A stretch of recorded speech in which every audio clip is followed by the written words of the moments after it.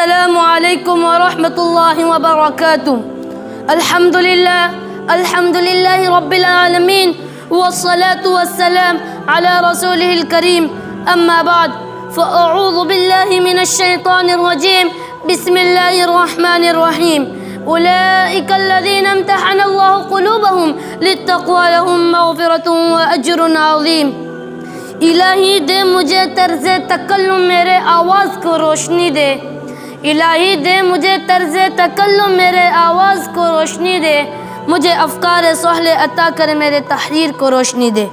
لائق صدر، معزز سامعین، اساتذہ اکرام، طلباء عزیز اور میرے عزیز ساتھیوں، آج کے اس باوقار جلسے میں ان اصحاب خیر کا تذکرہ ہوگا جن کے بارے میں اللہ جل جلالہ وعما لونہ ارشاد فرماتے ہیں کہ یہ لوگ وہ لوگ ہیں جن کے دلوں کو اللہ پاک نے خالص تقوی کے لیے کر دیا اور ان کے لیے مغفرت کا اعلان کر دیا اور اجر عظیم ہے۔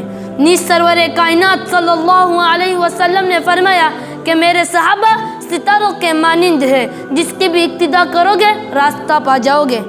دوستو، خالق و مالک کا دستور رہا ہے کہ انسانوں کی ہدایت کے لیے انبیاء اکرام کو بھیجتا رہا ہے۔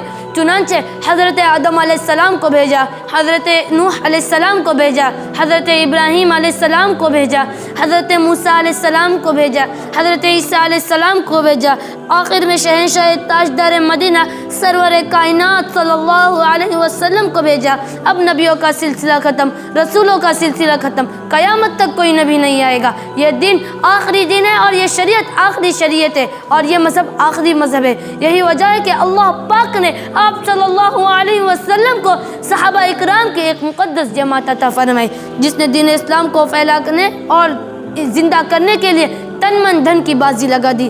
تاریخ شاہد ہے کہ ان سچے جانشینوں نے دین اسلام کے خاطر جیسی قربانیاں پیش کی ہے، اس کی نظیر پیش کرنے کے لیے عالم انسانیت تہی دامن خالی ہے۔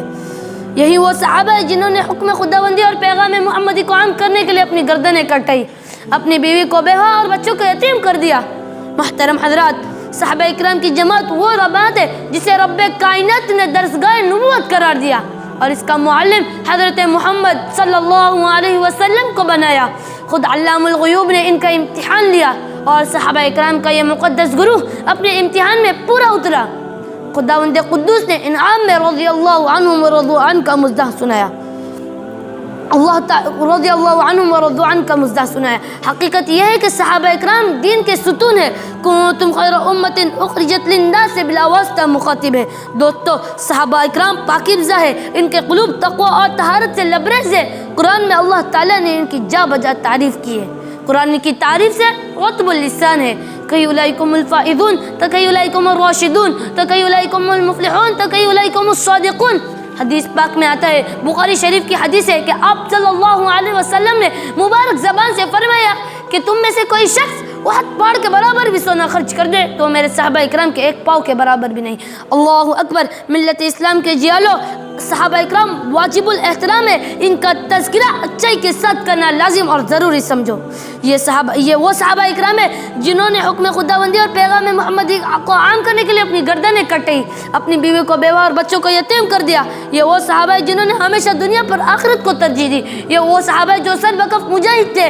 یہ وہ صحابہ جن کے نعش کو فرشتوں نے غسل دیا۔ یہ وہ صحابہ جو موت سے نہیں بلکہ موت ان سے ڈرتی تھی۔ یہ وہ صحابہ جن کو سمندروں نے راستہ دیا۔ یہ وہ صحابہ جن کو شیر نے سواری دی۔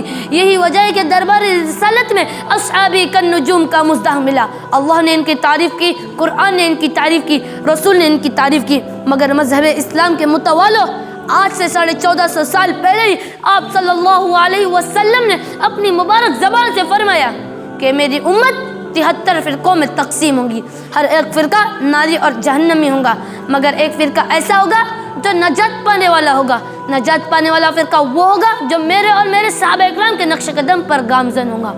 آج کے دور حاضر میں محسن انسانیت صلی اللہ علیہ وسلم کی ہوئی پیشگوئی ہر بحرف بلا رائب صادق اور سچی ہو رہی ہے۔ کوئی عدم کے جواز کا قائل ہے تو کوئی عظمت انبیاء پر ناحق حملہ کر رہا ہے، کوئی آپ صلی اللہ علیہ وسلم کے بارے میں حاضر اور ناظر اور مختل کل ہونے کا عقیدہ تراشے ہوئے ہیں۔ دوستو، رونے کا مقام ہے کہ ہمارے ملک ہندوستان میں ایک جماعت ایسی جماعت ہے جو صحابہ اکرام پر کیچڑ اچالتی ہے، ان کے دامن عفت کو داغدار بناتی ہے۔ یہ جماعت وہ جماعت ہے جن کا خود سخت جماعت اسلامی سے ہے کہ ان کو صحابہ اکرام کے فضائل نظر نہیں آتے، محسن نظر نہیں آتے. کسی نے کیا سچ کہا ہے، اگر آنکھیں ہو بند پھر دن بھی رات ہے، اس میں بھلا کیا قصور آفتاب کا. کہیں حضرت عثمان غنی رضی اللہ تعالیٰ عنہ کی دامن عفت کو داغدار کیا جا رہا ہے.